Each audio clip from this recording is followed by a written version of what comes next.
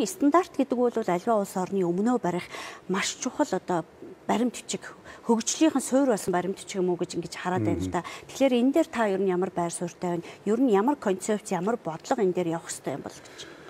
За, ерөн зүгээр стандартыг энгийнээр тодорхойлох юм бол эмэгцэгч эренб дараа.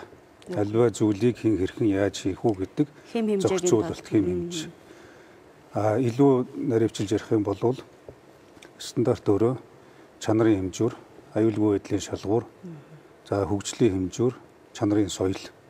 Тэгэхээр бид энэ стандартыг нэг дэргүүнд тавьж чухалчлахгүйгээр хөгжил яриад тэнд нэг сайхан хөгжил харчаад байдаг, гой болно гэд. Энд нэг бодлого гаргачаад байдаг. Гэтэл тэр хөгжил төрөх бодлогыг хэрхэн хэрэгжүүлэх үү гэдэг зам тодорхойгүй байна гэсэн үг. Нөгөө талдаа бол стандартгүй стандарт үйлчилж байгаа учраас төрийн хүнд суртал гэдэг агуу том зүйл иргэдийг бухимдуулдаг, төрийн ажлыг хоошин татдаг.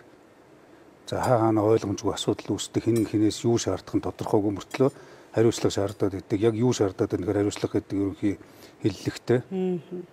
Нөгөө талдаа чанар шаарддаг, тэгсэн хэрнээ гүйцэтгэл дээр хяналт тавьдаг, зохицуулт байхгүй учраас ерөөсөө энэ стандартыг бид дагаж мөрдөх асуудал дээр засгийн газар онцгой ач холбогдол өгж байгаа. Тийм учраас стандарт ба хөгжил гэдэг үндэсний хөтөлбөрийг бодлоо батлах ажлын хэсэг байгуулсан. Стандартын хууль эрх зүйн орчныг сайжруулах. Ихтэй хууль эрх зүйн орчныг сайжруулна гэдэг бол асуудлыг улам төвөгтэй болгоно гэсэн үг биш. Энгийн хэлбэр ойлгомжтой, илүү бүтээлч.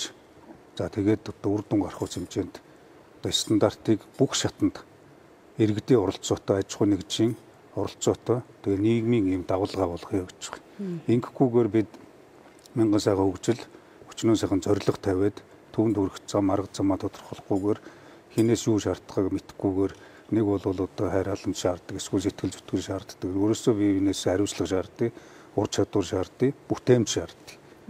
Тэгээ энэ гурвыг л шаарддаг. Инхийн тулд төрийн үйлчлэгээс эхлэе гэж байна.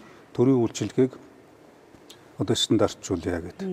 Төрийн албан хаагч иргэнд төрийн нэрийн өмнөөс үйлчилгээ хүрэхдээ албаны ямар үг хэрэглэх юм, ямар харилцааны одоо соёлтой байх юм, ямар ёс суртахуунтай байх ёстой.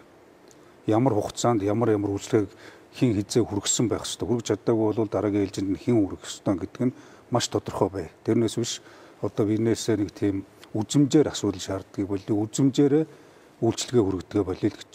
Тэгэхээр стандарт яалтчгүй одоо манай улсын хувьд нэн чухал болоод байна. Ер нь хөгжингүй улсын хувьд ч гэсэн ер нь хөгжсөн гол үндэс суурь нь өөрөө стандарт. Жишээ нь Америк стандарт, Герман стандарт, Японы стандарт гэдэг бид бүгдээрээ маш сайн мэддэг. Тэр стандартууд чинь тэр улсыг хөгжүүлсэн гол суурь нь. Тэгэхээр энийг илүү хэлбэршүүлээ, илүү тодорхой болгоё. Тэгээ бүх шатны оролцоог хангаж одоо стандартаа мөрдөөл гэж.